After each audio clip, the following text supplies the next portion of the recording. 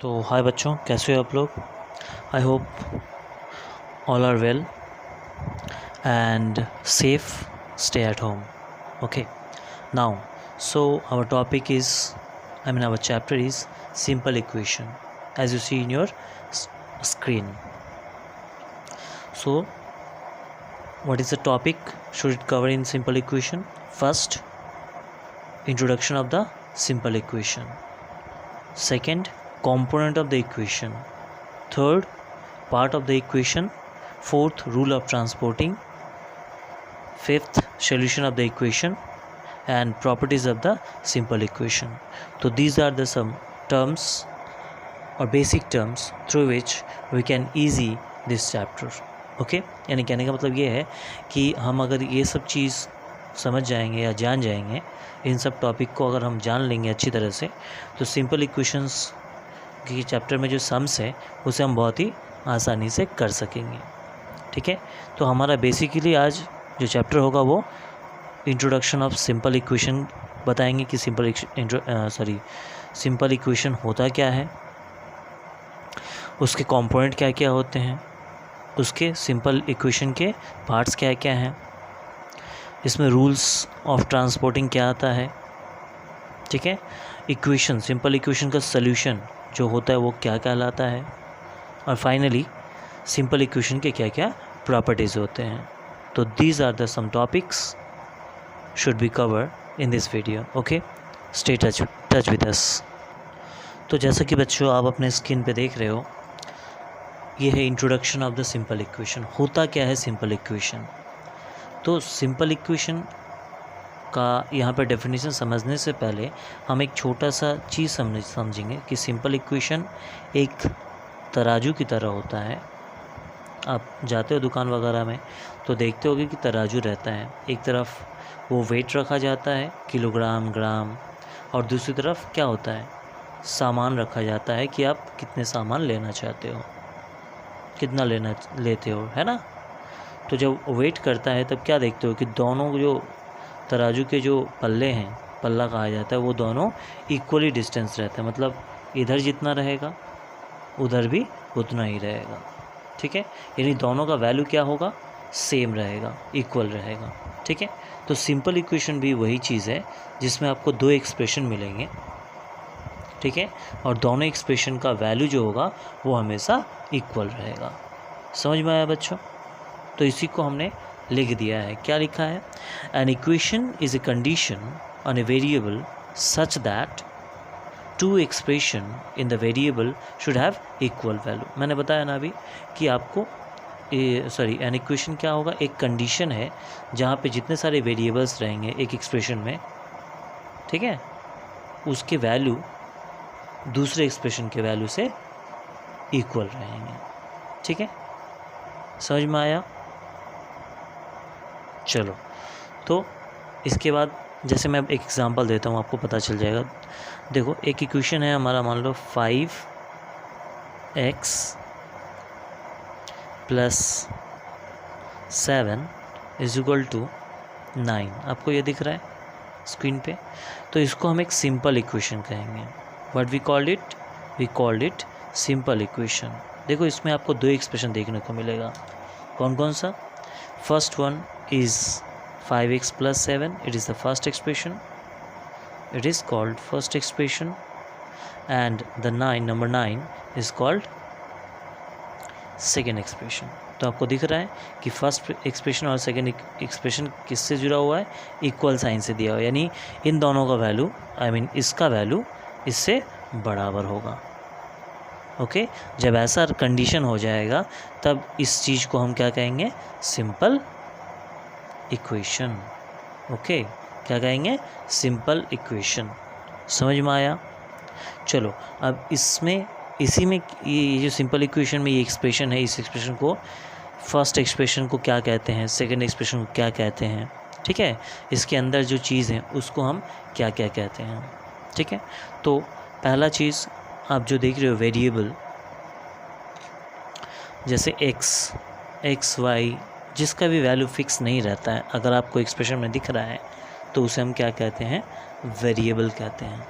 ठीक है, जैसे यहाँ पे x को हम क्या कहेंगे, वेरिएबल। अगर अच्छी तरह लिखे यहाँ पे, जैसे मेरा दूसरा पार्ट था, आई मीन ये कवर करेगा दूसरा part, component of the equation, ठीक है। तो बच्चों कंपोनेंट जो इक्वेशन के होते हैं, ये जो इक्वेशन बना है आप देख रहे हो, ये वाला इक्वेशन है 5x + 7 = 9, इनके कंपोनेंट क्या होते हैं। तो दूसरा टॉपिक हो गया हमारा कंपोनेंट ऑफ द इक्वेशन। तो कंपोनेंट क्या क्या है, तो कंपोनेंट इसके इक्वेशन के बेसिकली दो कंपोनेंट होते हैं, यानी ये बनते हैं किससे। तो first one is called variable and second one is called constant.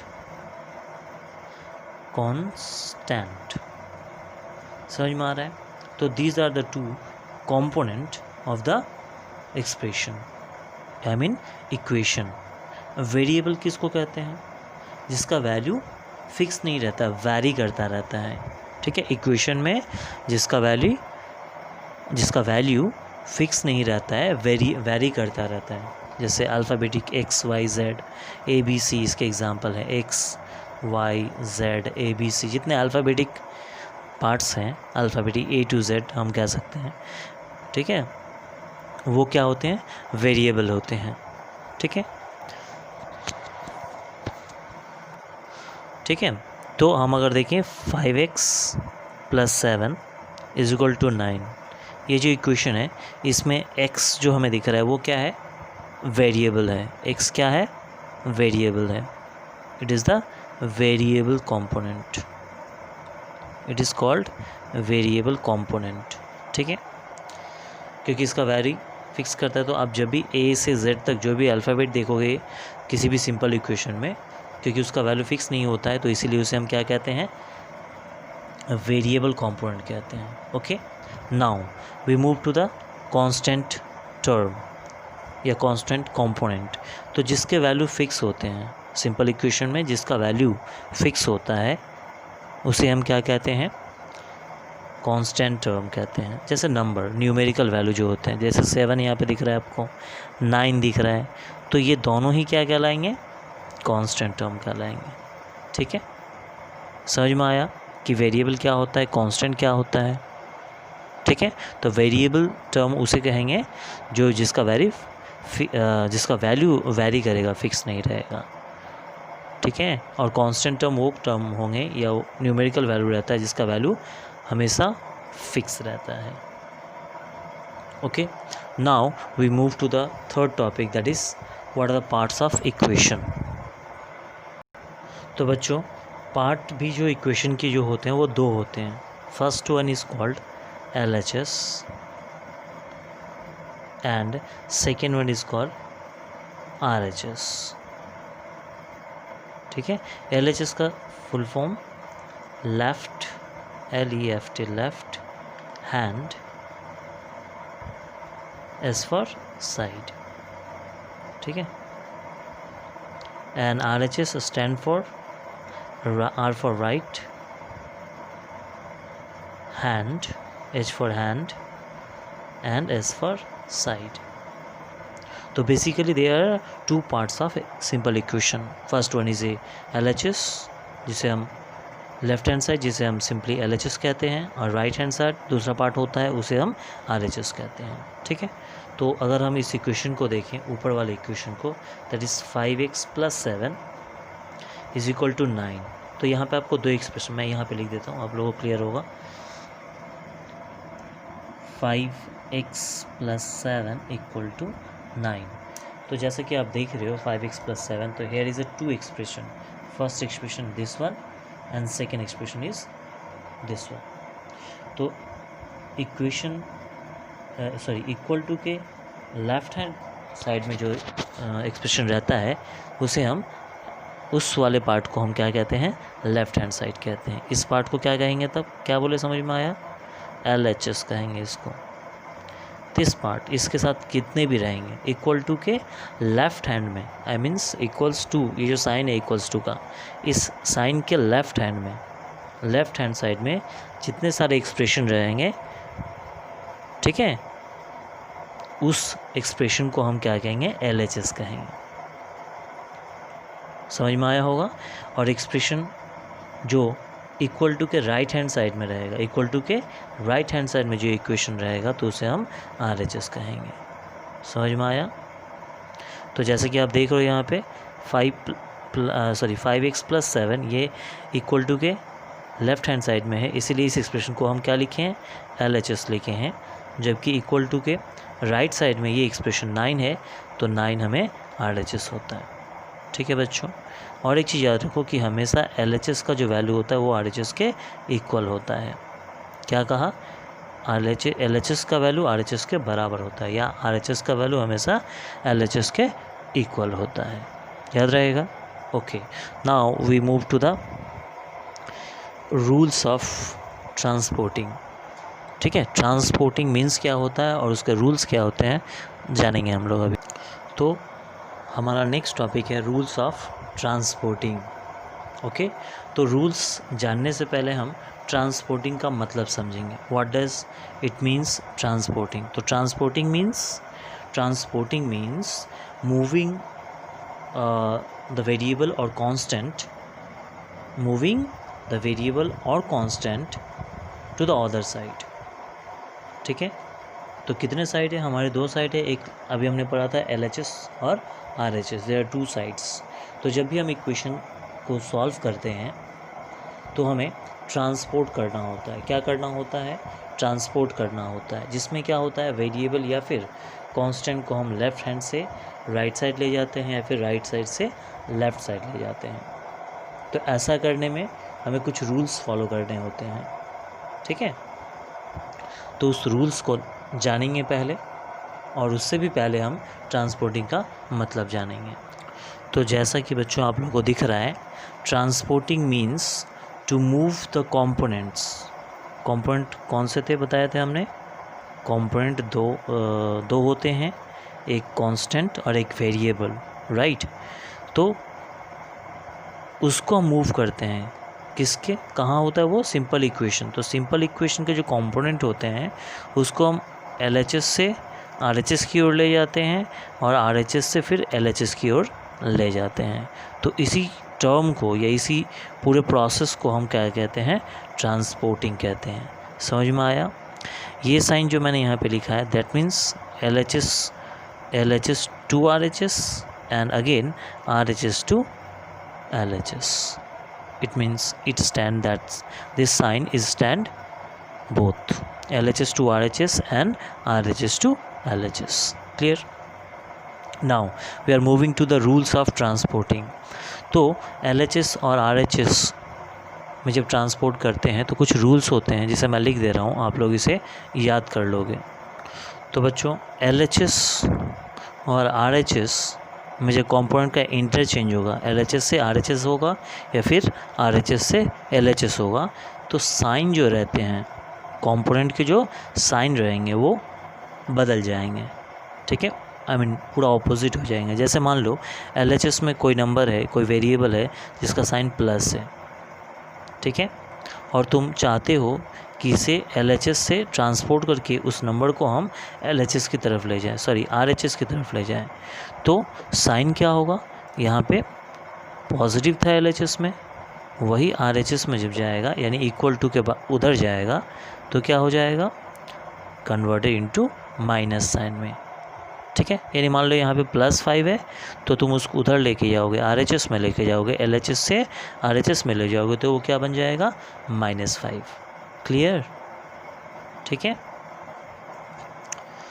Similarly अगर माइनस है अगेन LHS में और तुम इसको ट्रांसपोर्ट करना चाहते हो किधर?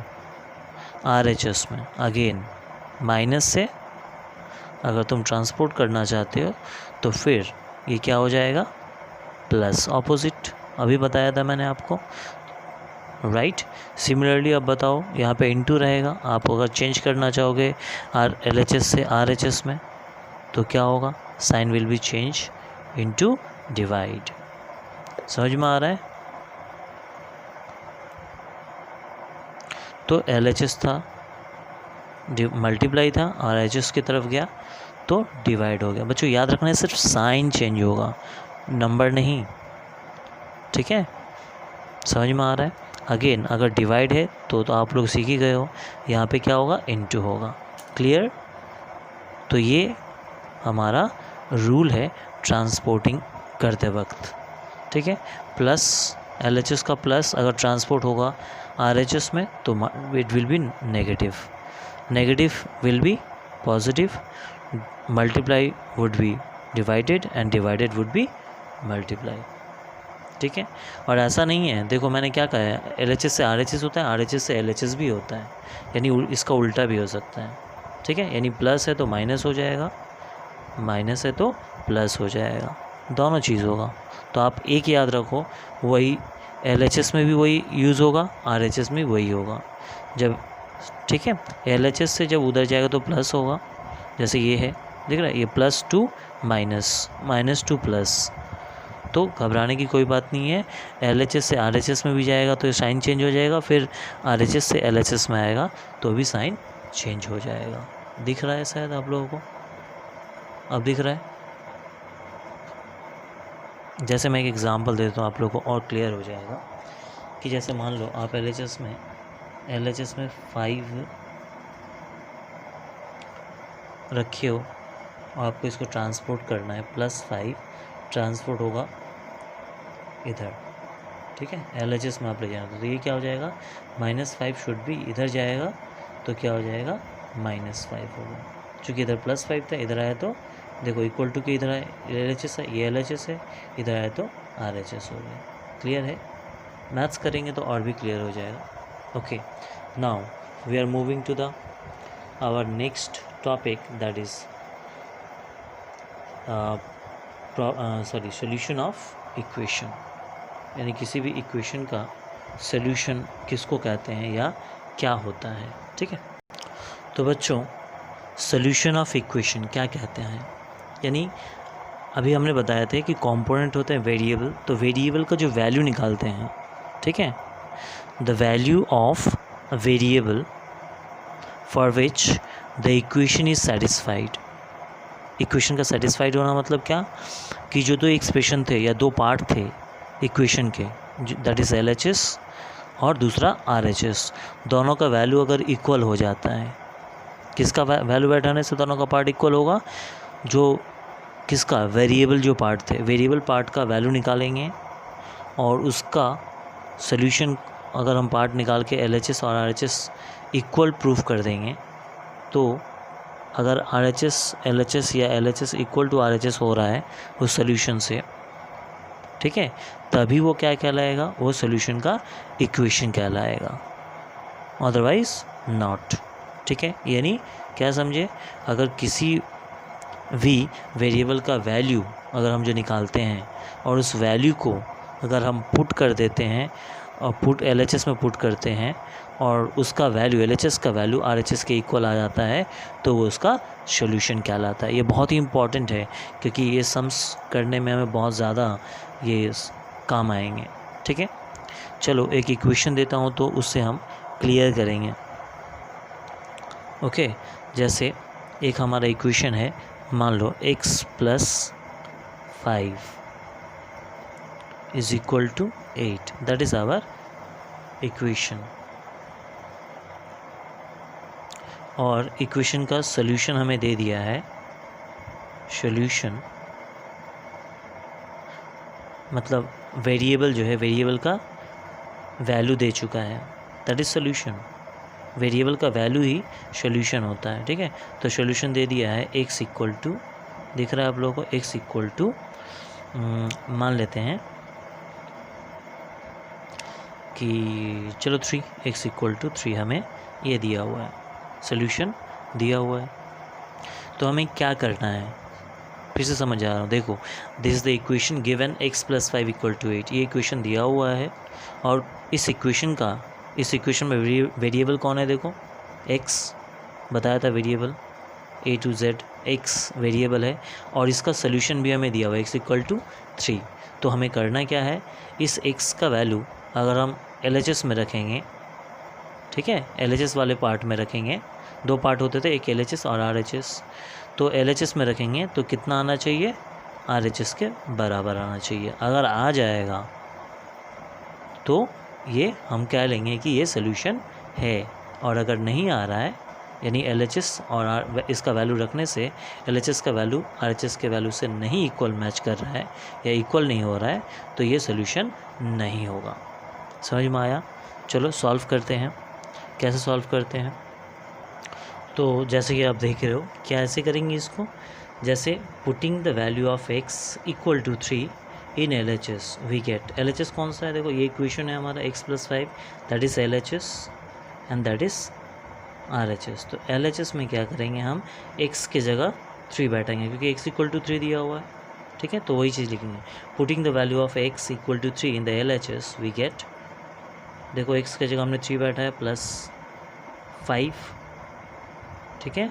ये 3 कहाँ से आया, सोल्यूशन है भाई x इक्वल टू 3, तो हमने x की जगह क्या बैठा दिया, 3 बैठा दिया। यहाँ पे प्लस का साइन है, +5, तो LHS का वैल्यू कितना आया, 8 आया। तो LHS का वैल्यू कितना आया, 8 आया, और RHS का वैल्यू ऑलरेडी कितना है, 8 है। That is LHS equal to RHS, that is value same है दोनों, LHS इक्वल टू RHS। समझ में आया ना? तो इसीलिए हम कह सकते हैं 3 is the solution of the equation. तो यही हमने डेफिनेशन भी बताया था कि value of variable that is satisfy the equation, यानी LHS और RHS को वो इक्वल कर देता है, तो वो उसका सोल्यूशन कहलाता है, ठीक है। अगर यहीं पे LHS का वैल्यू RHS से नहीं मिलता तो उसे हम सोल्यूशन नहीं कहते। आई होप आपको समझ में आया होगा। Now we moving to the next topic. तो last topic is property of simple equation. तो क्या होता है प्रॉपर्टीज ऑफ सिंपल इक्वेशन में, कि in case of balance equation if we add, subtract, multiply और डिवाइड, अगर हम एक बैलेंस इक्वेशन लेते हैं, जिस बैलेंस इक्वेशन मतलब जिसके LHS और RHS दोनों के न्यूमेरिकल वैल्यू इक्वल हो, ठीक है, तो उसमें हम कोई नंबर अगर ऐड करते हैं या फिर कोई नंबर सब्सट्रैक्ट करते हैं या फिर कोई नंबर मान लो मल्टीप्लाई करते हैं या डिवाइड करते हैं, दोनों तरफ LHS में भी और RHS में, मैंने जो काम हम LHS में कर रहे हैं वही काम हम अगर RHS में कर रहे हैं किसी बैलेंस इक्वेशन में, तो